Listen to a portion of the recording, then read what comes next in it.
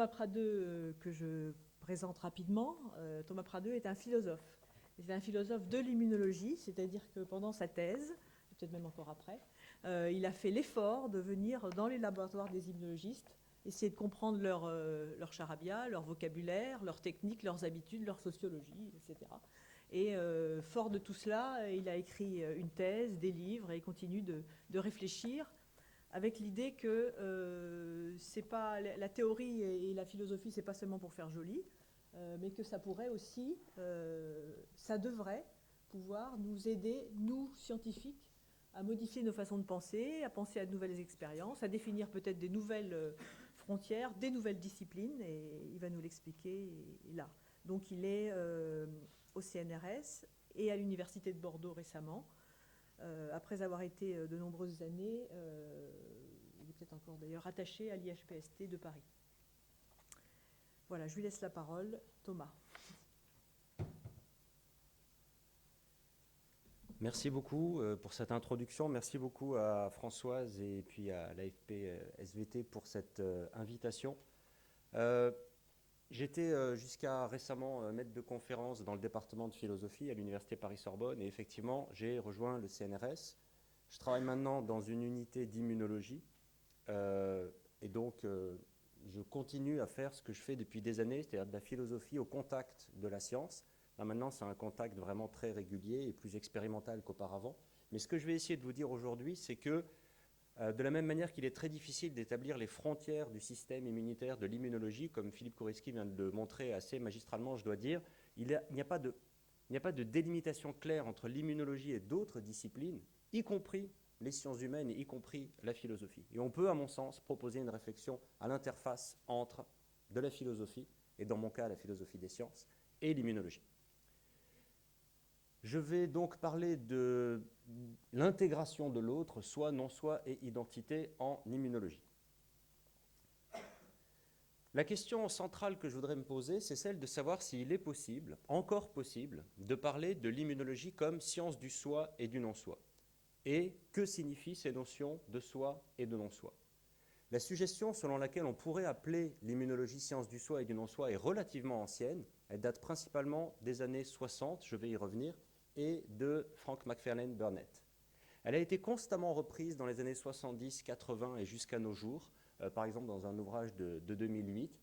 Et une des choses que je voudrais me demander, c'est ce que signifient ces notions de soi et de non-soi, qui sont initialement des notions philosophiques, proprement philosophiques, ce qu'elles signifient en immunologie, et s'il est toujours légitime de considérer ces notions comme devant être centrales dans l'immunologie actuelle.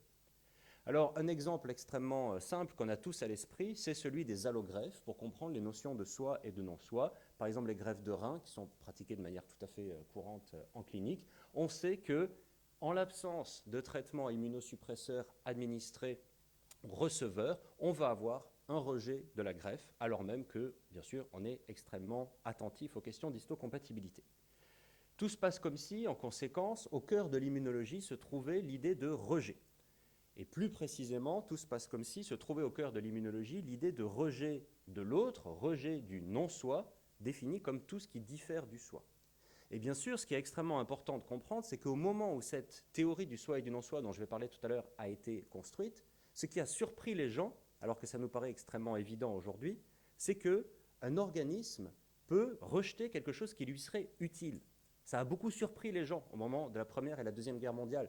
On voulait commencer à faire des greffes et on s'est demandé à quel point on pouvait comprendre, comment on pouvait comprendre que l'organisme soit stupide au point de rejeter l'organe de l'autre. Et c'est comme ça que la théorie du soi et du non-soi est née, par une réflexion initialement, principalement sur la transplantation. Avant, on avait une théorie assez proche de la théorie du danger. J'y reviendrai dans les questions si ça vous intéresse. Donc la question est de comprendre ce que signifie ce rejet et est-ce qu'il y a effectivement, dans l'immunologie, la centralité de cette idée d'un rejet du non-soi. Je vais faire quelques remarques pour caractériser l'immunologie actuelle, 3 remarques essentiellement. Je vais ensuite présenter très rapidement la théorie du soi et du non-soi, puis procéder à une critique de cette théorie et suggérer qu'on peut concevoir autrement la question de l'identité et de l'individualité qui a été mentionnée par Françoise, en proposant cette idée d'intégrer l'autre vers un interactionnisme co-constructionniste. Ça a l'air terriblement pompeux comme ça, d'ailleurs c'est extrêmement simple ce que j'ai à vous dire sur cette question, et peut-être que vous êtes d'ores et déjà convaincus par le contenu de ce que je vais présenter.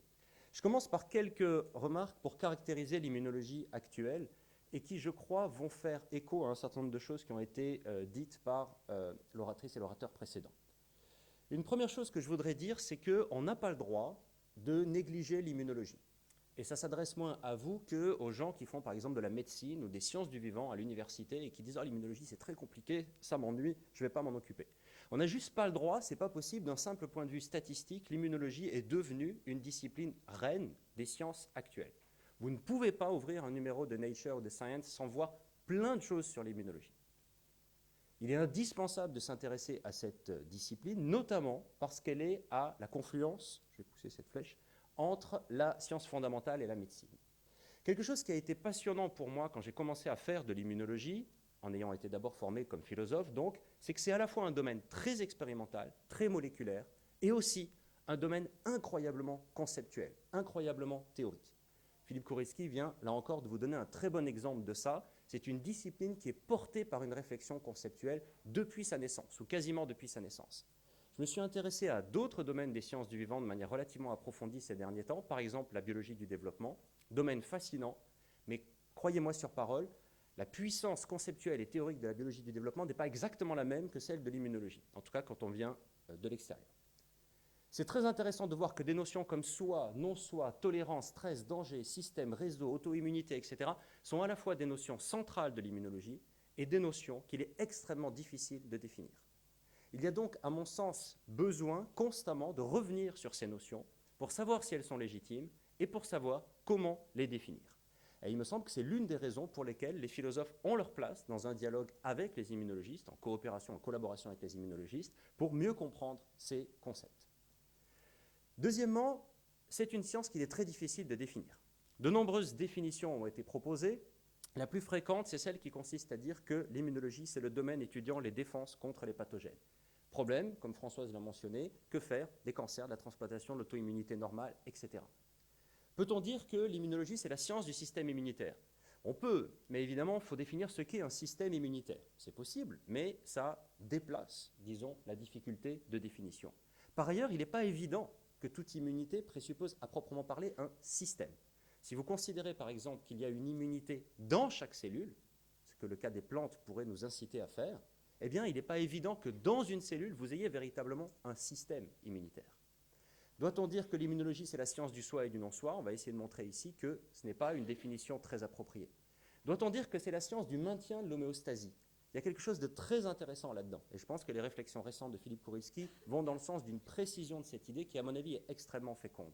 Néanmoins, quand on se contente, ou quand on se contentait par le passé de dire que c'était la science du maintien de l'homéostasie, comme certains l'ont fait, il me semble qu'on aboutit à quelque chose qui est problématique, c'est que l'immunologie se retrouve en situation de recouvrir toute l'ancienne physiologie, avec évidemment toute la connaissance actuelle. C'est-à-dire qu'au fond, une immense majorité des biologistes feraient, peut-être sans le savoir, de l'immunologie. Est-ce que c'est problématique ou pas ? Je pense que c'est relativement problématique du point de vue de la délimitation des disciplines, mais peut-être que c'est, au fond, l'une des choses que l'on pourrait retirer de ce qui a été dit précédemment, c'est-à-dire que l'immunologie se confond avec les autres sciences du vivant, ou s'interpénètre avec elles.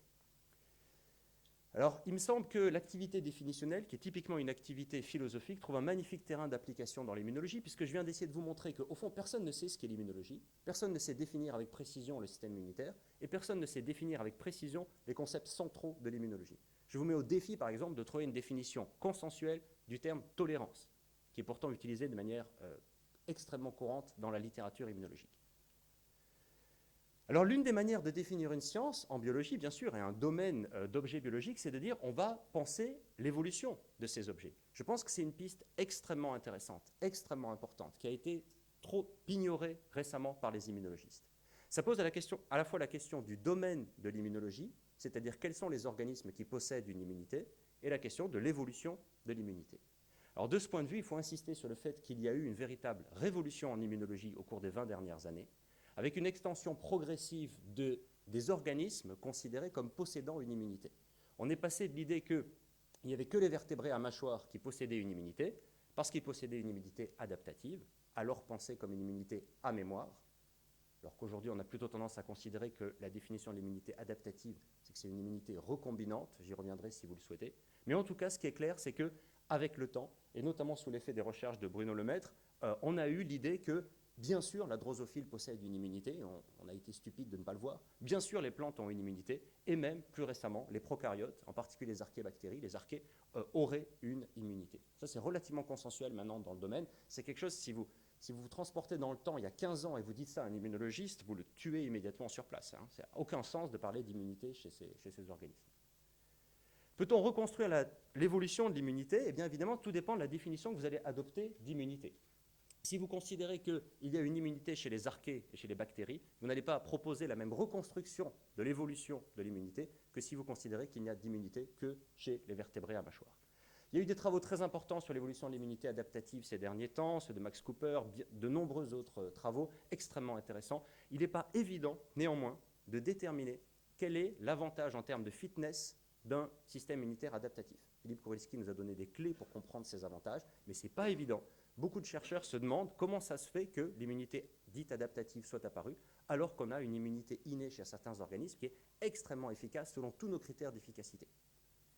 Travaux également sur l'évolution de l'immunité innée, mais il me semble que beaucoup de travail reste à faire sur ces questions. Il est difficile de définir l'immunologie, par conséquent, il est difficile de définir les concepts centraux de l'immunologie, il est difficile de reconstruire l'évolution de l'immunité.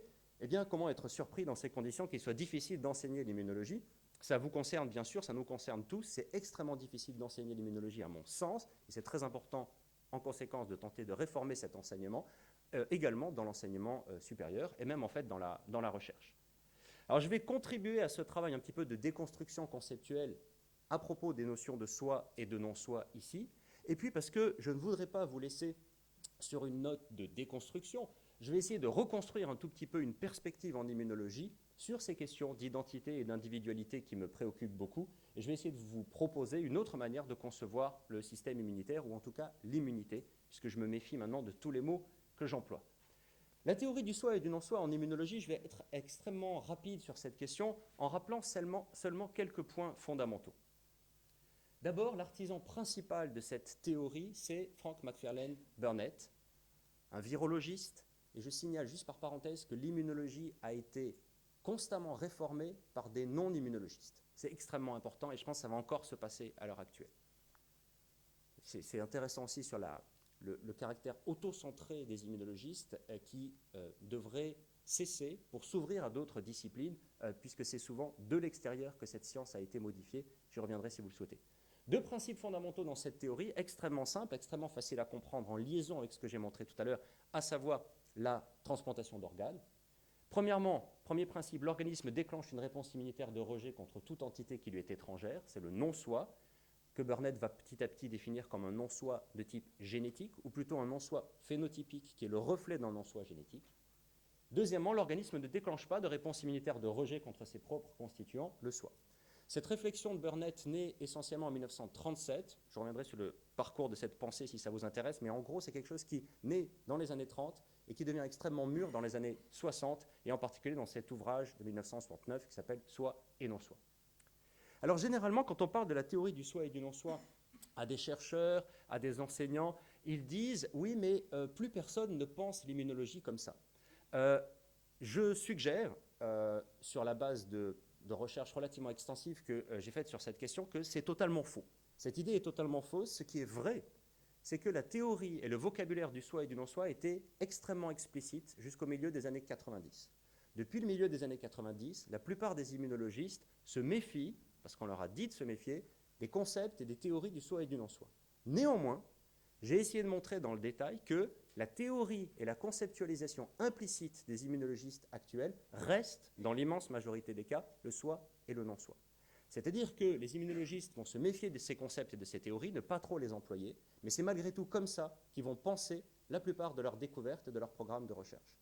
Alors j'ai plusieurs exemples de ça. J'ai parlé tout à l'heure du système immunitaire des bactéries. Lorsque le système CRISPR-Cas a été mis en évidence, donc c'est le système immunitaire dit système immunitaire des bactéries, immédiatement, donc essentiellement à partir de 2005, surtout en 2007, immédiatement, les termes qui ont été utilisés pour comprendre ça, ça a été comment on peut comprendre qu'une bactérie reconnaisse l'étranger et le détruise.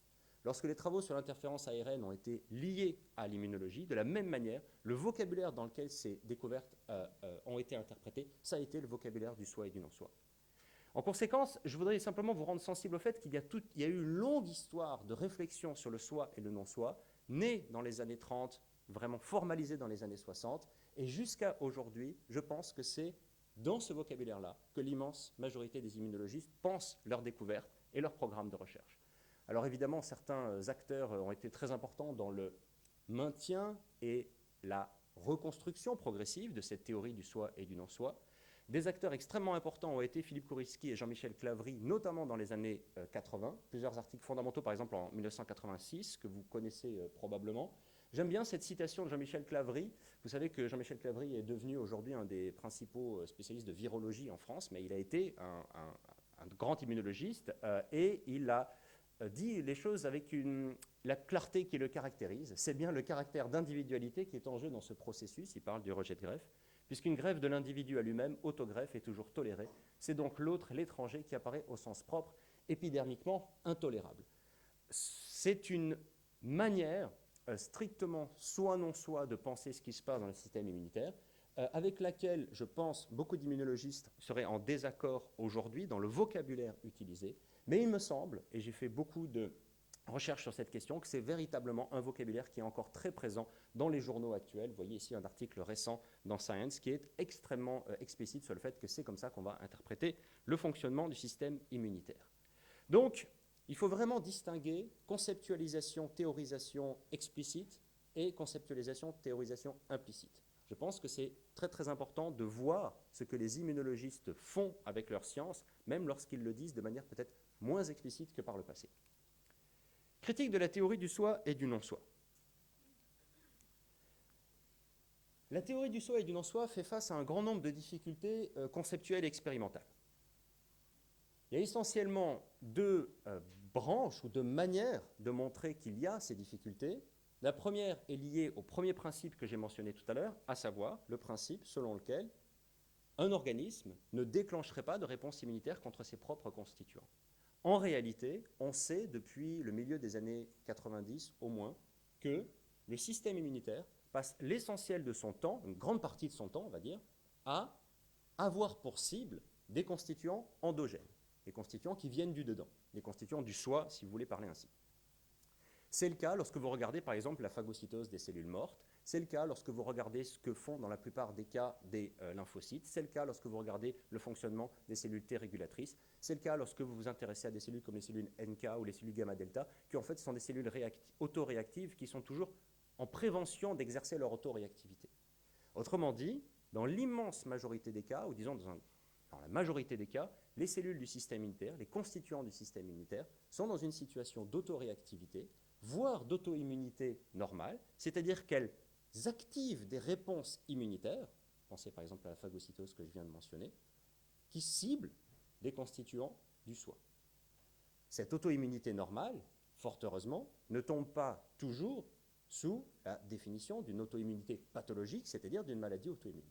Mais il y a là une continuité bien plus forte que ce que l'on a cru pendant des années. À mon avis, l'auto-immunité est absolument centrale dans le fonctionnement de l'immunité. Je rejoins tout à fait ce que Philippe Kouriski vous a dit sur cette question. J'ai même la conviction, mais pour l'instant je ne peux pas le démontrer, que l'auto-immunité a été en fait le principal moteur évolutionnaire de l'apparition et du maintien de l'immunité. Je pense que c'est principalement ça qui a été le moteur de l'évolution de l'immunité. S'occuper de ce qui se passe au-dedans, gérer ce qui se passe au-dedans. Et ça a des conséquences, comme Philippe Kouriski l'a dit, sur la gestion des pathogènes qui pénétreraient au sein de l'organisme. Mais c'est une conséquence.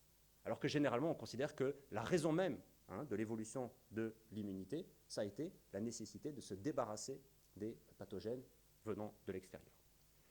Deuxième grand problème qui a à voir avec la tolérance immunitaire, qui s'oppose donc au principe, second principe, le principe sur lequel l'organisme déclenche une réponse immunitaire de rejet contre les entités qui lui sont étrangères.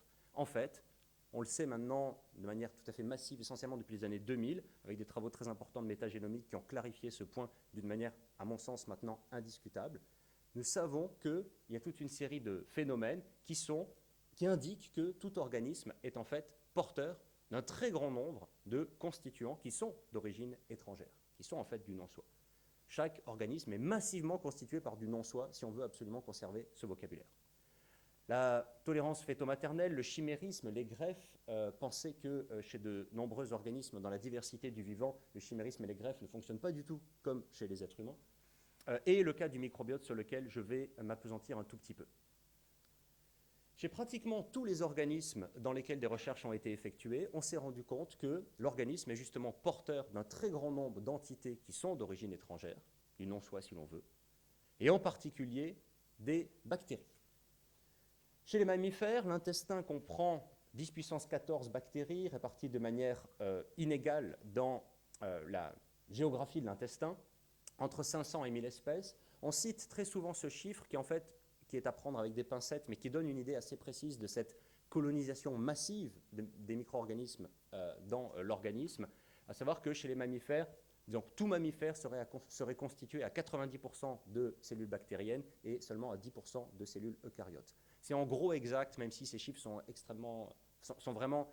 En gros, il ne faudrait pas le dire aux étudiants, mais il faudrait juste leur dire c'est massivement le cas que les mammifères sont constitués de bactéries. D'un point de vue génétique, on avance souvent les chiffres, là encore à prendre avec des pincettes, 99%, 99% bactériens d'un point de vue génétique et 1% humain. Mais est-ce qu'on doit encore dire que c'est 1% humain ou est-ce qu'on doit dire que tout humain est constitutivement porteur de ces gènes bactériens? La situation d'interaction entre hôtes et ces micro-organismes est généralement de type mutualiste, c'est-à-dire que d'un point de vue évolutionnaire, on est dans une situation de bénéfice mutuel du point de vue de la fitness. Alors ce n'est pas seulement l'intestin qui est concerné, même si l'intestin est extrêmement important, toutes les interfaces de l'organisme, la peau, la bouche, les organes sexuels, etc., les poumons sont concernés. Par ailleurs, ce ne sont pas seulement des bactéries, c'est également des virus, par exemple, et des champignons. Il y a énormément de travaux en ce moment sur ce qu'on appelle le virobiote, qui est quelque chose qui va nécessairement exploser en termes statistiques dans les années qui viennent. Ça va être extrêmement important, se rendre compte à quel point les êtres vivants sont constitutivement porteurs de ces virus qui ont été internalisés. Le microbiote n'est pas seulement présent dans l'organisme, il joue des rôles fondamentaux dans l'organisme, du point de vue de la digestion, du métabolisme, plus surprenant de l'immunité, et du point de vue du comportement. Il est absolument clair que, à mon sens, que la neuropsycho-immunologie qui a été mentionnée tout à l'heure est un domaine extrêmement prometteur. C'est quelque chose qui a été regardé avec suspicion, à mon avis, à raison, pendant les 15 dernières années. Là, maintenant, on a des éléments, je reviendrai si vous le souhaitez, qui sont extrêmement prometteurs sur le lien, par exemple, entre microbiote et stress. Ce sont des données qui sont tellement robustes que je pense qu'il serait de mauvais aloi de rester sceptique à l'égard de ce rapprochement entre neurologie et immunologie dans les conditions actuelles.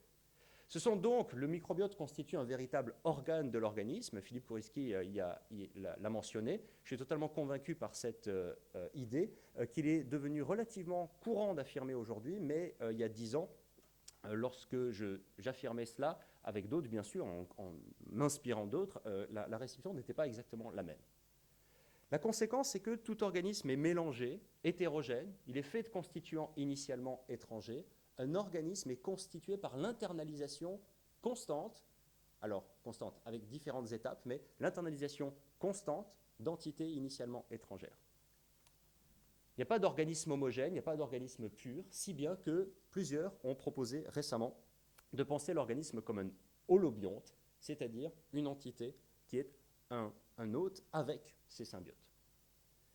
L'influence du microbiote s'exerce à la fois sur le fonctionnement de l'organisme, mais aussi sur sa construction. Je pourrais vous le montrer si vous le souhaitez en détail. Le développement même des organismes présuppose, dans un très grand nombre de cas, quasiment dans tous, l'implication de micro-organismes. Sans ces micro-organismes, vous ne vous développez pas.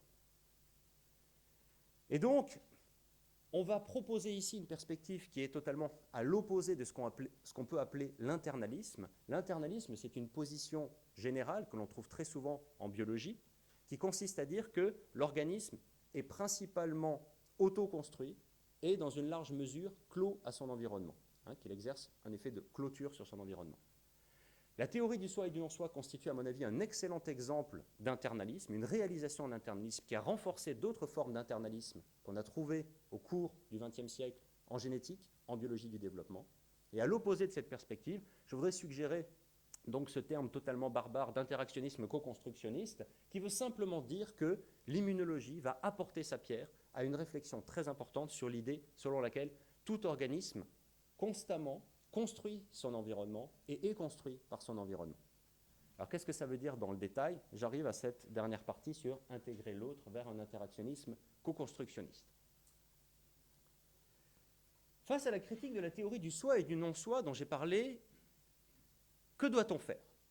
Les immunologistes pourraient souhaiter modifier cette théorie du soi et du non-soi. Certains essaient de faire ça.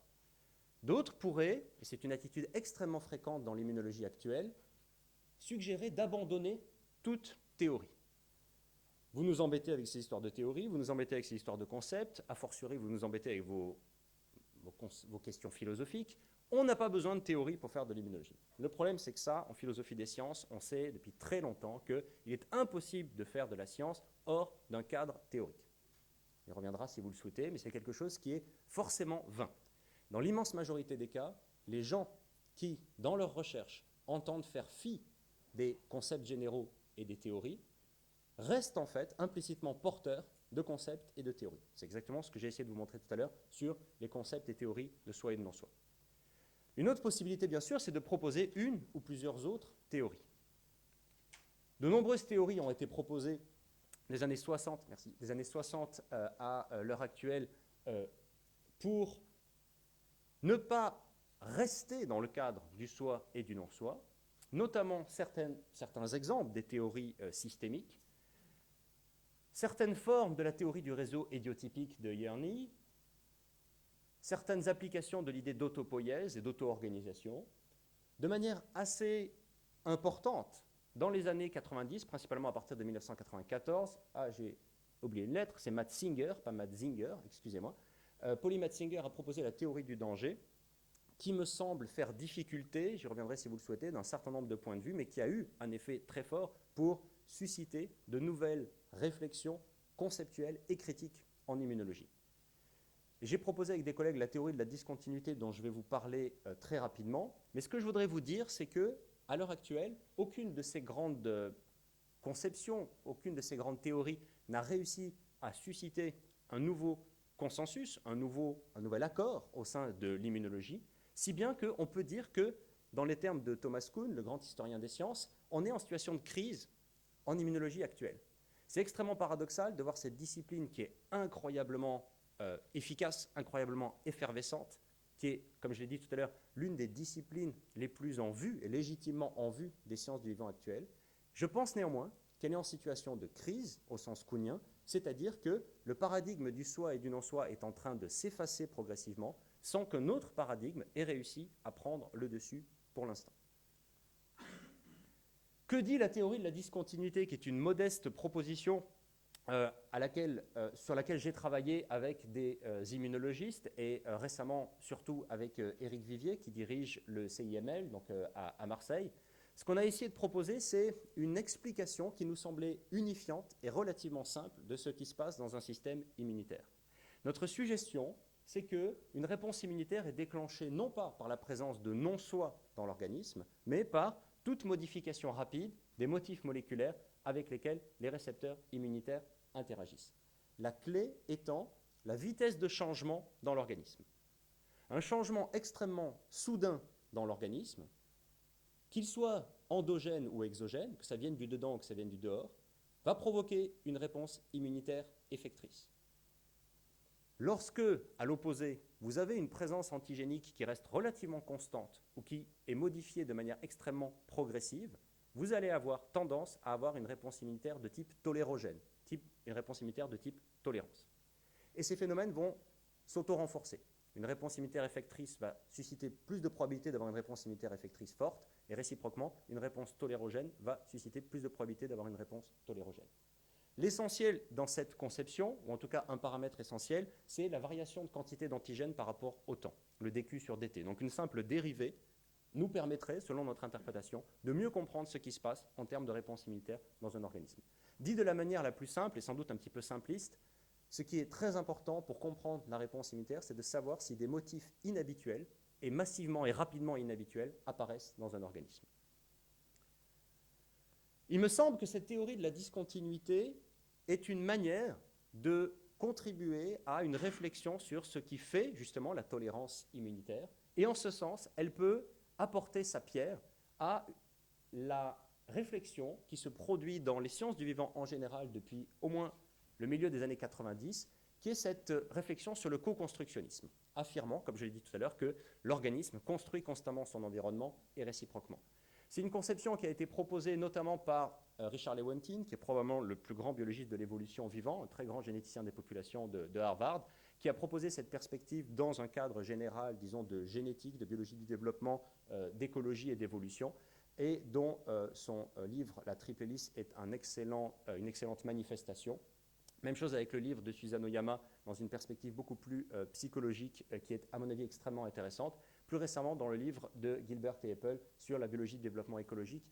Tout ça constitue une réflexion sur le co-constructionnisme. Et il me semble que ce que je vous ai dit, par exemple, sur le microbiote et sur la manière dont le système immunitaire accepte le microbiote, constitue, à mon sens, une pierre dans cette réflexion, en montrant que, constamment, un organisme va influer sur son environnement, par exemple en modifiant les pathogènes, mais aussi les micro-organismes non pathogènes qui se trouvent dans l'environnement, et réciproquement, constamment, l'organisme est influencé par son environnement au sens extrêmement fort, où il va internaliser des constituants qui sont initialement des constituants de l'environnement et qui vont devenir des constituants même de cet organisme.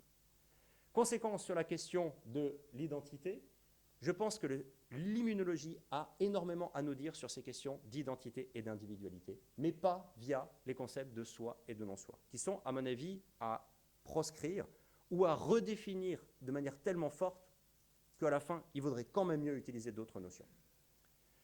Dans ma conception, un organisme doit être compris à la manière de Galatea aux sphères, qui est un des grands tableaux de Salvatore Dali. Vous voyez, selon l'endroit où vous vous trouvez, vous allez voir plutôt une Galatea unifiée. Si vous vous rapprochez beaucoup, au contraire, vous allez voir qu'elle est constituée de ces sphères. Un organisme, c'est ça, et l'immunologie peut nous permettre de penser ça. Un organisme, vu de loin, a une forte unité. Vu de près, vous allez voir qu'il est extrêmement complexe, extrêmement hétérogène, qu'il est fait de constituants très divers, puisque appartenant même à des espèces différentes, à des règnes différents, du strict point de vue biologique. Mais si vous refaites un zoom arrière, vous allez voir que cette unité existe malgré tout. Pour moi, le système immunitaire, c'est ça. Le système immunitaire, c'est quelque chose qui va constamment unifier du multiple, unifier du pluriel, unifier de l'hétérogène, c'est-à-dire intégrer des éléments qui viennent de l'extérieur et qui sont hétérogènes en un tout qui va être constitutif de cet organisme. Je conclus en disant qu'il est difficile de définir l'immunologie, que l'immunologie est dominée par des termes souvent imprécis, appelant un travail constant de redéfinition. La théorie du soi et du non-soi doit faire face à de nombreuses difficultés, probablement liées à son imprécision conceptuelle. Il est possible et probablement souhaitable d'élaborer, grâce à une collaboration étroite entre biologistes et philosophes, de nouvelles manières de concevoir le système immunitaire et, j'ajouterai, les notions d'identité et d'individualité telles qu'elles peuvent être pensées aujourd'hui d'une manière renouvelée donc par l'immunologie. Et les résultats récents de l'immunologie, notamment sur le microbiote, conduisent à voir tout organisme comme hétérogène, c'est-à-dire comme l'unité d'un ensemble de constituants d'origine différente. Merci beaucoup de votre attention.